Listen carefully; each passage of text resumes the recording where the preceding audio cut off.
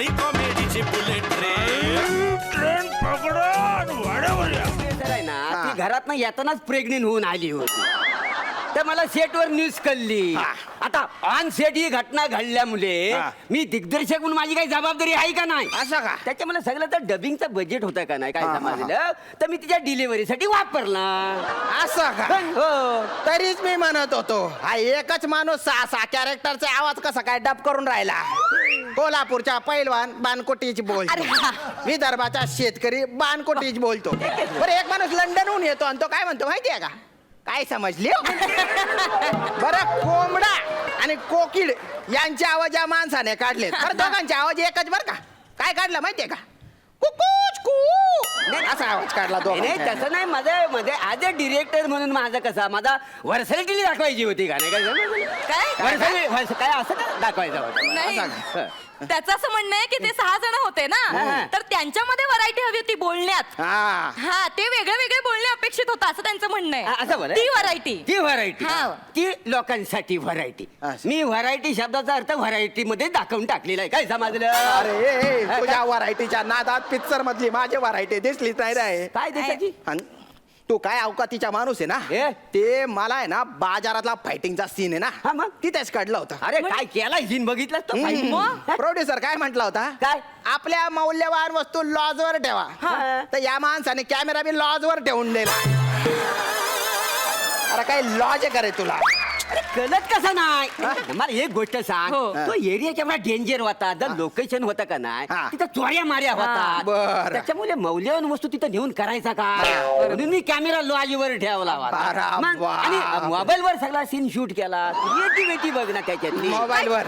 अरे काय तुझा टेक्निकल नॉलेज आहे रे. काय? कॅमेरा लॉज वर ठेवून तू मोबाईलच्या कॅमेराने शूटिंग हा, करतो. मग? डबिंग तूच करतो, हा. एडिटिंग तूच करतो, तेच कर. प्रोड्युसरला खड्ड्यात तूच घालतो. हो. हा. 1 मिनिट. खूप बोललात आमच्या सरांना. असं का? नाही मी नाही इतकं ऐकून घेणार. खूप बरं. बोललात हा. आणि त्यांच्या टेक्निकल नॉलेज बद्दल अजिबात बोलायचं नाही. हा.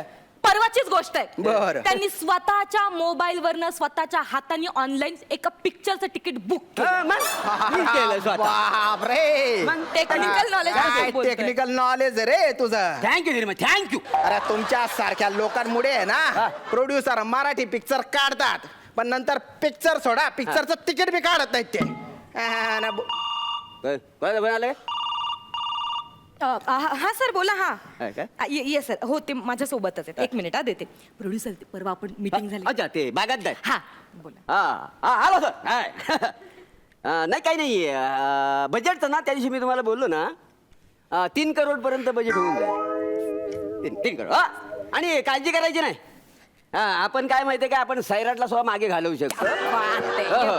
म्हणजे शुक्रवारी आपण सिनेमा रिलीज केलेला का नाही की मंगळवारच्या आत आपण 80 करोड क्रॉस करू शकतो. काय एवढा धंदा मी देऊ शकतो. No problem. Done, मी येतो मीटिंगला. डन डन Sir, done झालं ना? बा काय? problem. काय म्हणता? रस्ता क्रॉस करायची याची लायकी नाही आणि हा 80 करोड क्रॉस करणार आहे. कसं आहे मकरन सर आजकाल आहे ना पिक्चर बनवायच्या स्किलवर नाही तर काही लोक प्रोड्युसरला बनवायच्या स्किलवर डायरेक्टर होऊन राहिले. आता कसा करायचं?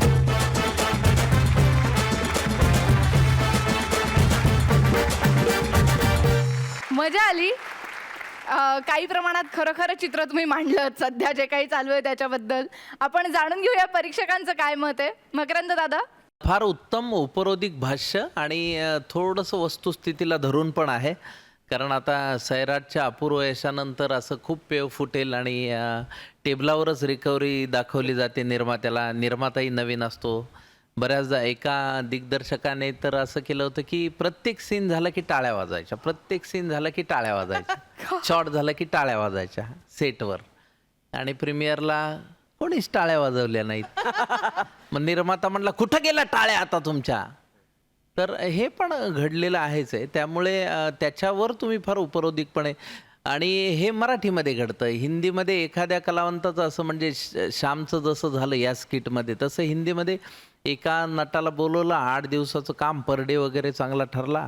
मोठा सिनेमा आणि मग 8 दिवसाचे 20 दिवस झाले. त्यामुळे पेमेंटही भरपूर मिळालं कारण पर डेच पेमेंट होतं. आणि मग हे बायकोला घेऊन गेले प्रीमियरला, तर हेच नव्हते सिनेमात.